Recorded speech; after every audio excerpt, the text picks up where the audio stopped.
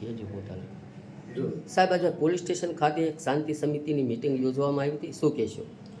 બોટાદ ટાઉનમાં આગામી જે અષાઢી બીજની રથયાત્રાના તહેવારો છે તેના અનુલક્ષીને શાંતિ સમિતિની એક બેઠકનું આયોજન કરવામાં આવ્યું હતું, જેમાં બોટાદ જિલ્લા પોલીસ અધિક્ષક શ્રી સાહેબની સૂચના અને માર્ગદર્શન અન્વયે તમામ ધર્મ અને તમામ જ્ઞાતિના રાજકીય આગેવાનો અને ગામના પણ આગળ વધતા આગેવાનો હાજર રહ્યા હતા.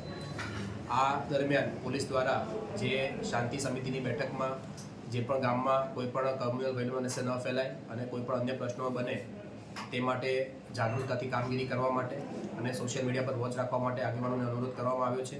અને કોઈ પણ પ્રશ્નો હોય તો પોલીસ સ્ટેશનનો સંપર્ક કરવા માટે પણ અનુરોધ કરવામાં આવ્યો છે. અને તમામ આગેવાનો દ્વારા પોલીસને ખાતરી આપવામાં આવી છે કે આગામી જે તહેવાર છે તે શાંતિ અને સૌહાર્દપૂર્ણ વાતાવરણમાં બોટાદ જિલ્લામાં ઉજવાય તે માટે બધા પ્રયત્નશીલ રહેશે.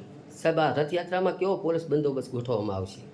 હજી આગામી સમયમાં રથયાત્રાના આયોજકો સાથે અને કમિટી સાથે પણ બેઠકનું આયોજન છે. આ સિવાય અન્ય જે સ્ટેક હોલ્ડર છે તેમની સાથે પણ બેઠકનું આયોજન પોલીસ દ્વારા કરવામાં આવનાર છે અને પોલીસ બંદોબસ્ત અને જાપ્તો ચુસ્તપણે ગોઠવાય તે માટે સંપૂર્ણ કામગીરી કરવામાં આવનાર છે.